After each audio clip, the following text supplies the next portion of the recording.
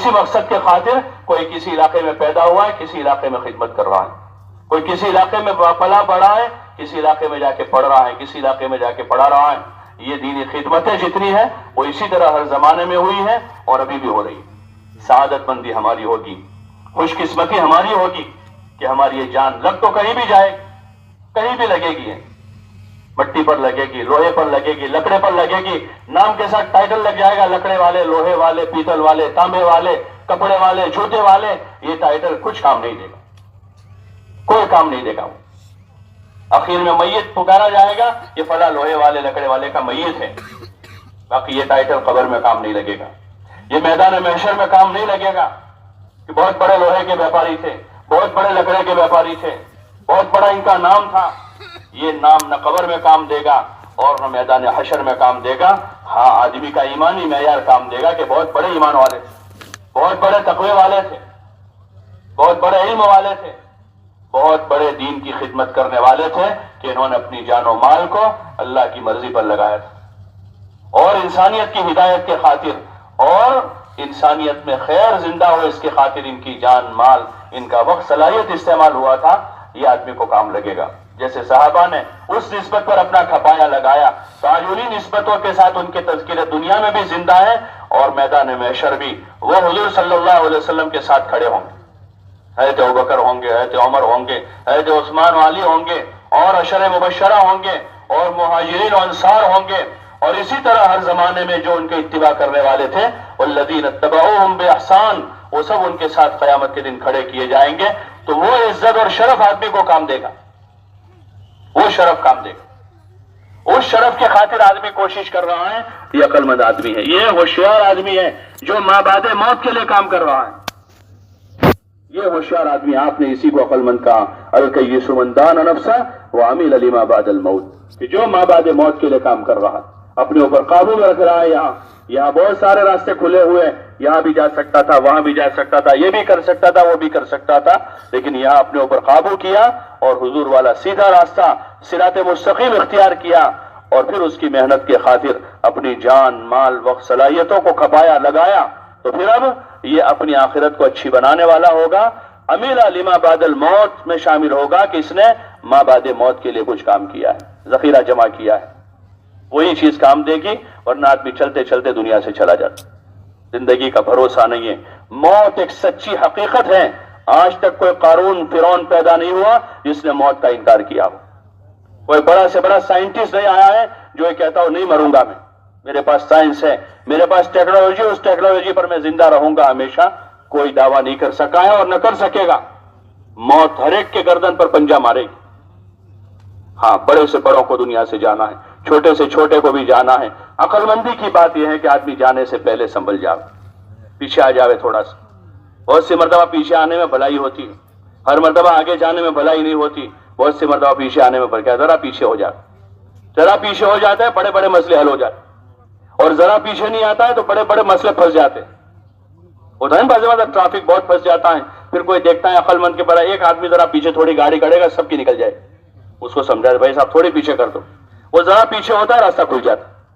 وہ نہیں مانتا تو پھر ٹریفک بڑھتا رہتا ہے، پیچھے بڑھتا رہتا ہے اور بڑھتا اور جام ہو جاتا. تو ایسے ہی ہے زندگی میں، عقل مند ذرا پیچھے آ جاوے تو بچوں کے بھی مسئلے حل ہو جائیں گے، بیوی کے بھی حل ہو جائیں گے، خاندان کے بھی حل ہو جائیں گے، امت کے بھی حل ہو جائیں گے. اور اگر نہ آئے پیچھے اپنی ضد میں رہے ہیں تو پھر یہ خود بھی پھنسے گا، بچوں کو بھی لے ڈوبے گا، خاندان کو لے ڈوبے گا، کنبے کو لے ڈوبے گا. اس لیے تھوڑا پیچھے آنا ہے، سوچنا ہے. اسی لیے نکالا جاتا ہے کہ آدمی اس ماحول میں سوچ بھی نہیں پاتا ہے. کر تو کیا کرے گا، سوچ نہیں پاتا ہے. اس ماحول میں اتنا فساد اور بگاڑ ہے کہ آدمی اس ماحول سے ذرا باہر ہو جاوے. ایک مرتبہ مولانا الیاس صاحب رحمۃ اللہ علیہ یہی فرماتے تھے کہ اس دنیا کو چھوڑ کر ایک نئی دنیا آباد کرے، دور دراز علاقوں میں جا کر ایک نئی دنیا آباد کرے اللہ کے راستے میں. کہ آدمی مسجد کی چار دیواری میں ہے، تعلیم کے حلقوں میں ہے، صبح شام اللہ کی طرف دعوت دینے میں ہے، اور رات کی تنہائیوں میں خدا کے سامنے آدمی روتا ہے. تو اب دل کی دنیا بدلے گی. اب بات سمجھنے کے قابل ہوگا آدمی، اب کچھ سمجھ میں آنے کے قابل ہو کہ ذرا سا دل میں اب جگہ بنے گی کہ کچھ سمجھے. اس دھوکے سے آدمی نکلے. اس لیے نکالا جاتا ہے کہ آدمی راہ خدا میں نکل کر اپنا شعور بیدار کرے، اور اس غفلت سے باہر آویں, سوچنے کی صلاحیت پیدا کریں. بعض مرتبہ زنگ ایسا لگ جاتا ہے کہ اس پر کلر کریں گے تو کلر بھی خراب ہو جائے گا, اس لیے وہ زنگ نکال کر اس کو کلر کے قابل بناتے ہیں. لوہے پر لگ جاتا ہے کہ اگر اسی زنگ پر اسی کانٹ پر کلر کرے تو وہ کلر بھی برباد ہوگا. تو ایسا کانٹ لگ جاتا ہے دلوں کو کہ کوئی اچھی بات بھی پھر اثر نہیں کرتی, وہ بات بھی برباد ہوتی رہتی ہے روزانہ. راہ خدا میں نکل کر آدمی عبادت کا پابندی کر کے, اللہ کا ذکر کر کے, قرآن کی تلاوت کر کے, اپنا دین سیکھ کے, اللہ کی بڑائی بول کے اندر کے اس کچرے کو صاف کرے, اس زنگ کو دور کریں. اب اس قلب میں صلاحیت پیدا ہوگی کچھ سمجھنے کی. اس لیے ہمارے ایک پرانے ساتھی تھے, اللہ کو پیارے ہو گئے, وہ کہتے تھے کہ 4 مہینے میں جب آدمی نکلتا ہے تو پہلے چلے میں دل کا زنگ دور ہوتا ہے. ایک چلہ گزرتا ہے 40 دن ہوتے, تو 40 دن گزرتے گزرتے گزرتے آدمی دعا مانگتا ہے, ذکر کرتا ہے, تلاوت کرتا ہے, تو یہ ساری عبادتوں سے, اعمال سے دعوت دیتا ہے, اس سے دل کا کاٹ صاف ہوتا ہے. پھر جب دوسرا چلہ شروع ہوتا ہے تو دوسرے چلے میں آدمی پر دین کا رنگ چڑھتا ہے. جب آدمی ٹوپی ذرا سیدھی پہنتا ہے, پہلے تو بال آگے کر کے یوں پہنتا تھا, اب بال اندر کر کے ٹوپی ٹھیک کرتا ہے. شرٹ پینٹ میں گیا تھا تب اس کو شوقی کرتا پاجامہ پہنو. کلین شیو گیا تھا تب ذرا سا چلے کے بعد اس کو تھوڑا شعور آتا ہے کہ ذرا سنت مطابق رہنا چاہیے. تو دوسرے چلے میں آدمی پر دین کا رنگ چڑھتا ہے, اور تیسرے چلے میں آدمی دعوت کا ڈھنگ سیکھتا ہے. تیسرے چلے میں دعوت کا ڈھنگ سیکھتا ہے کہ اب آدمی بات کرنا سیکھتا ہے, اعلان کرتا ہے. پہلے شروع میں 1 چلہ 2 چلہ ہوتا ہے, تھوڑی گشت میں بات کرتا ہے. تیسرا چلہ آتے آتے آدمی اب موقع دیکھ کے, ایک بوڑھا آدمی اس کو سمجھانا ہے, 2 آدمیوں سے بات کرنی ہے, 5 آدمیوں سے بات کرنی ہے, 50 آدمی اب بیٹھے ہیں ان کے سامنے بات کرنی ہے, تو آدمی کو دعوت دینے کا ملکہ تھوڑا پیدا ہوتا. پھر آدمی اس پر چلتا رہتا ہے, محنت کرتا رہتا ہے, تو ان چیزوں میں آدمی ترقی کرتا رہتا ہے. اور چھوڑ دیتا ہے تو پھر سب بھول جاتا ہے. تو بات گھر آ کر 2 مہینے 4 مہینے میں سب چھوڑ دیتا ہے, پھر سارا رنگ ادھر جاتا ہے. لیکن یہ بات ضرور ہے کہ راہ خدا میں نکل کر آدمی صحیح وقت لگاوے تو اللہ تعالیٰ اس کو توفیق دے دیتا ہے. اس لیے گزارش کرتے ہیں سب سے, جن کو یہ لگتا ہے کہ ہم بہت مشغول ہیں ان سے بھی, جن کو یہ لگتا ہے کہ ہم بہت مشغول ہیں ان سے بھی گزارش ہے کہ مرنا ہم سب کو ہے, اور موت سے پہلے پہلے ان کمالات کو جتنا پیدا کیا ہوگا اتنی موت اچھی ہوگی, اور اتنا ماں بعد موت اچھا ہوگا. قبر, میدان محشر, اور پھر وہاں کے حساب کتاب سے فارغ ہو کر جنت. بلکہ بہت سارے وہ کام آتے ہیں بیچ میں کہ اگر وہ کام اچھے سے کر لیے ہیں تو اللہ تعالیٰ حساب کتاب کی جھنجھٹ سے بھی دور, ادھر ان کو ادھر سے فلائی اوور دے دے گا. ادھر پل بنا دیتے ہیں اوپر سے کہ سٹی کراس کر کے اوپر سے سیدھے نکل جاتے ہو, تو ان کو بھی, ان کا بھی ایک درجہ ہے کہ اللہ بعض لوگوں کو بغیر حساب کے جنت میں داخل کر دے گا, کہ ان پر زیادہ لوڈ نہیں آئے گا, کہ ان کے اعمال اچھے ہیں, عبادت کلیئر ہے, نماز اچھی. حدیث بیان سب سے پہلے دفتر کھولا جائے گا نماز کا. نماز اچھی نکلی ہے چلو, اور نماز اچھی نہیں ہے تو پھر سارے چوپڑے کھلیں گے. تو اس لیے بعض کام پھر ایسے ہو جائیں گے اللہ کی توفیق سے کہ آدمی کو حساب کتاب کی بھی زیادہ جھنجھٹ, اس میں ایک باجماعت نماز بھی, جو 5 انعام ہیں 5 نماز کے, اس میں ایک یہ بھی ہے کہ اللہ تعالیٰ اس کو بولتے ہیں بھائی دوزے کی تنگی دور ہوگی, اور دوسرا قبر کا عذاب دور ہو جائے گا, تیسرا اعمال نامہ سیدھے ہاتھ میں ملے گا, اور پل صراط آسان ہو جائے گا, اور حساب کتاب اللہ تعالیٰ آسان کر دے گا, اس کو جنت میں داخل کر دے گا.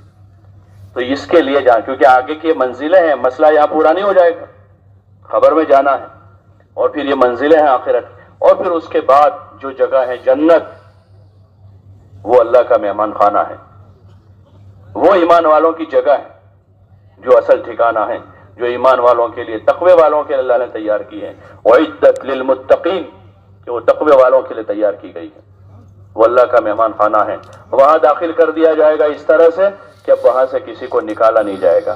وہاں کوئی جھنجھٹ نہیں, کوئی ٹینشن نہیں, جو کچھ ہے سب اپنا.